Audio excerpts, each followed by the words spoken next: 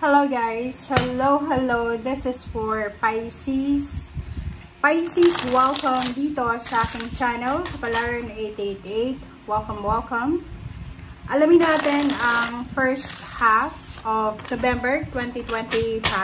Okay, so this is the first half. So first 2 weeks siya ng November. So since nasa November 3 pa lang sa ngayon, so pwede pa tayong makahabol.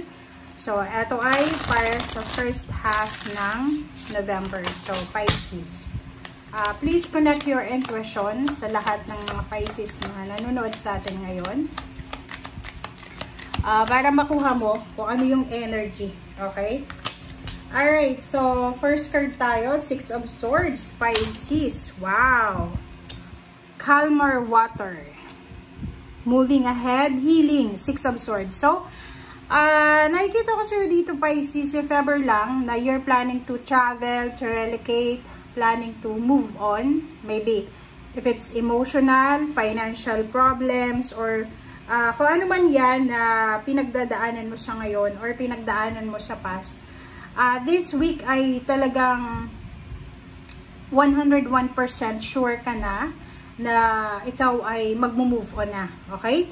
So, this 6 of Swords ay related doon sa mga Pisces na pwedeng magta-travel kayo. Pwedeng ang dami-dami nyong pinaplano, like gusto mong lumipat sa bagong bahay, sa bagong bansa, or sa ibang career. And this first 2 weeks of November ay posibleng makakuha ka ng tamang input, information, or talagang sure na ito. Okay? So, maganda tong linggong ito, 2 linggo siya kasi marami kang may isip na new beginnings, na improvement na posibleng gagawin mo siya. Or pwede din siya tungkol sa sasakyan. Diba? Kung halimbawa gusto mong mag-purchase ng another car or gusto mong magbenta or ibenta yung car mo tapos bibili ka ng bago or yung iba na parang hindi ka na masaya sa current situation mo, ang gagawin mo is hahanapin mo kung ano yung pwedeng magpapasaya sa'yo. Okay? Okay, second deck tayo, Pisces. Second deck para sa mga Pisces friends. Okay, number 25, number 7. So, this is 7-7. Okay? Clouds. Clouds with the dark side toward the person indicates divorce. Okay, the bright side toward the person ensures domestic happiness. So, yun, wala naman ditong, kumbaga, nakikita tayo na other cards na related sa kanya.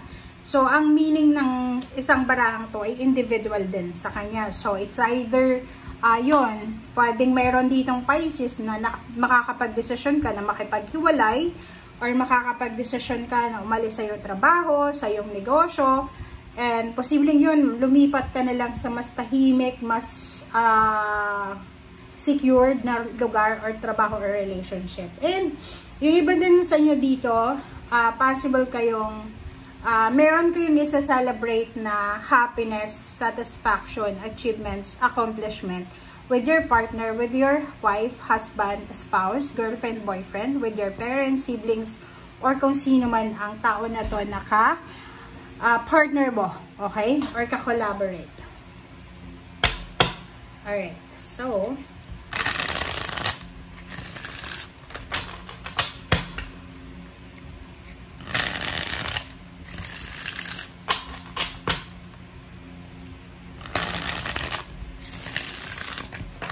wow. Ang galing ng baraha mo, Pisces. Kanina pa, etong deck na to, parang gusto niyang sumayaw, parang gano'n.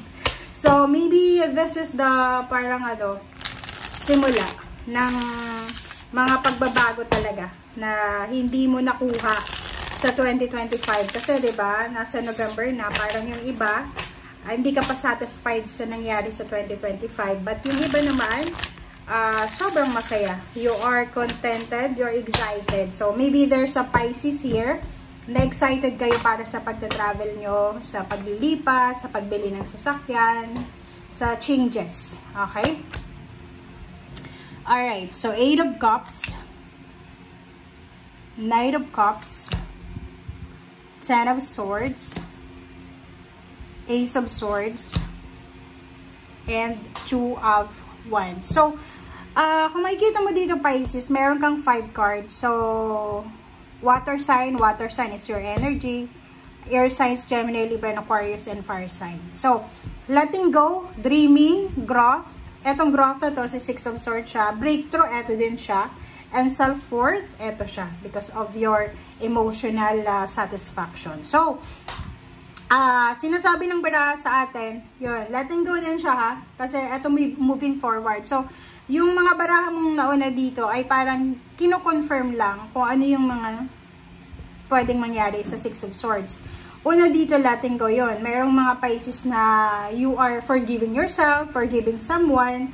Pero yung forgiveness naman sa ibang tao, hindi naman, halimbawa may nakagawa sa'yo ng masama, tapos hindi naman humingi ng tawad sa'yo, but you parang you decide na magpatawad na lang. Magpapatawad ka pero wala nang wala nang connection. Yung parang okay, pinatawad ko na siya pero ayoko na siyang makita, ayoko na siyang makasama. So, letting go, moving ahead, healing. So, may emotional healing, may financial healing or spiritual healing. Knight of Cups, if you are single, babae ka man or lalaki, pwedeng sa linggong ito, 2 linggo siya ng November, ay ikaw ay daydreaming or nagmamanifest ka ng relationship, ng new relationship, ng kasal, or anything na pwedeng nagpapakilig sa'yo or pwedeng magpakilig sa'yo. And dito naman sa Ten of Swords, this is about the growth, the moving forward, moving ahead, transformation. So, sinasabi ng barahan na meron ditong Pisces na this week, 2 linggo siya na pwedeng marirealize mo na hindi ka dapat nagdidwell sa past. Dapat nag-move on ka na talaga. Dapat ay moving forward ka. Like, halimbawa, yung relationship na hindi mo makalimutan, mga ginawa sa'yo ng kapamilya mo na hindi mo makalimutan, trabaho, negosyo na parang feeling mo toxic. Sinasabi ng baraha sa'yo na this 2 weeks na to ay posibleng makapag-decide ka na I need to move on. I need to start new. Parang ganun. So, Ace of Swords, breakthrough and self-worth. Sinasabi ng baraha sa atin na posibleng makatanggap ka ng good news na pwedeng magdala sa'yo. Okay? There's a good news here. Okay? So, mag-iingat ka. Kasi good news to. There's a good news here na posibleng magdadala sa'yo ng, or maybe hindi din siya good news. It's either a news lang. Balita. Confirmation, information, chismis. Or pwedeng makatanggap ka na kung ano man na balita yan, na etong balitang ito ay posibleng siya ay magdadala sa'yo. Okay? This news ay magdadala yan sa'yo ng choices. Choices and options. Okay? So, ibig sabihin, ang balitang yan, it's either magti-trigger sa'yo, magti-trigger ng emotion mo, or it's either magpapakalma sa'yo. So, depende yun sa'yo. Kaya nga, be careful tayo. If it's good news, minsan pag nakakatanggap tayo ng good news, masyado tayong nagiging excited, nakakagawa tayo ng desisyon na hindi natin pinag-iisipan. Kasi, diba, like may iba na, diba, nakatanggap ng good news about money, hindi mo pa natatanggap yung pera na yon, excited ka na, ginastos mo na, so parang gano'n. So, yung iba din, pag nakakatanggap ng bad news, pwedeng makapagsalita ng masama or pwedeng makagawa ng desisyon na hindi maganda. So, you need to be careful. You need to be balanced. Parang kailangan nating magpasensya. Alright. So,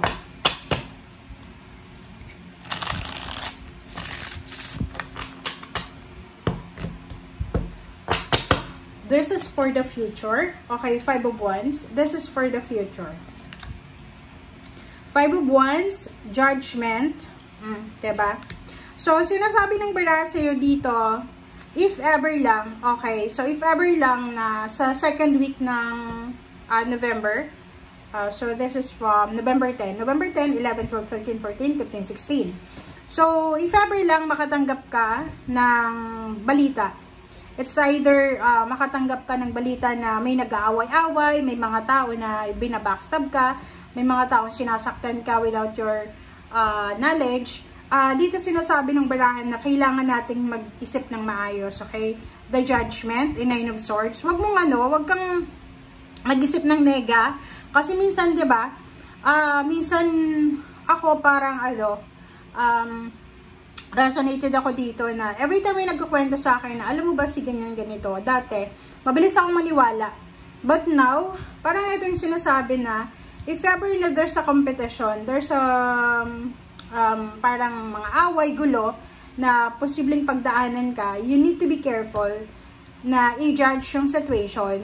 Kailangan mo munang alamin yung nangyari both sides. And Nine of Swords, iwasan mo yung pag-overthink eh. Kasi minsan, di ba, pag mayroon tayong problema or mayroong mga balita, bad news na nakakarating sa atin, nauubos yung oras natin sa pag-iisip. Okay? So, dito sinasabi na no, you need to relax. Isipin mo na marami ka nang pinagdaanan sa past na same scenario na pagtagumpayan mo. So, ngayon parang siso na lang yan. So, the Emperor is here, authority. You have the authority eh, diba? So, halimbawa na, kasi minsan traumatic yung experience natin sa past eh. Yung halimbawa na, maraming mga tao sa past natin na pili tayong binabagsak. And then, ngayon na nasa taas na tayo or medyo maganda na yung takbo ng buhay natin, andyan pa rin sila para ibagsak ka.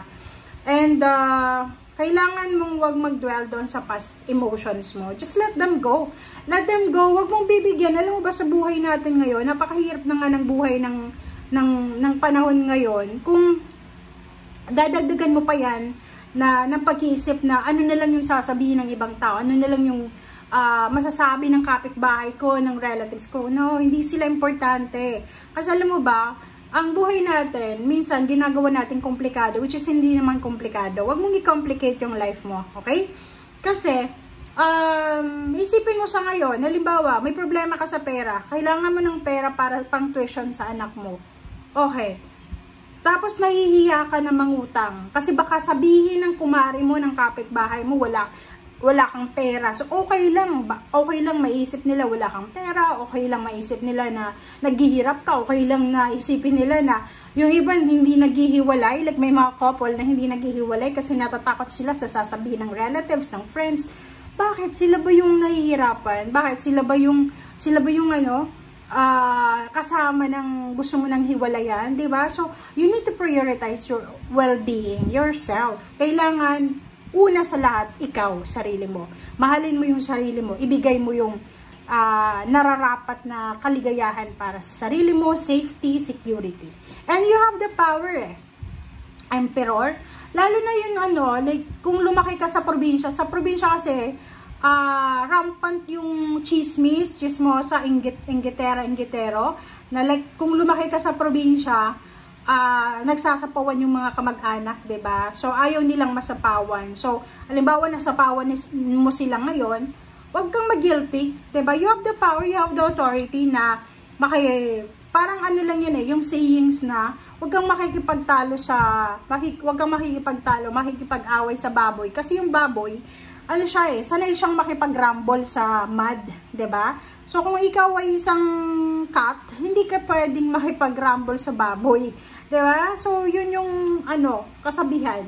So, yung general message sa'yo dito for the first 2 weeks of November, Pisces, is you need to prioritize yourself. You need to think before you decide. You need to, I'm resonated dito sa barahang to. Kasi, minsan, diba, ako napapaligiran ako ng mga taong mahilig magdala ng kwento. It's either kwento para siraan yung ibang tao, kwento para i-boost sila, or para, hindi ko alam kung bakit ganun. But, dati mabilis ako magtiwala, but now, tinitimbang ko talaga. Kasi minsan, paninira lang, minsan katotohanan, minsan naman is, gusto lang i-trigger yung aking emotion. Okay? So, you have the power, you have the energy, you have the right na gawin kung ano yung gusto mong gawin sa buhay. But be careful, ang unahin mo ay ang sarili mo. Thank you guys. Bye!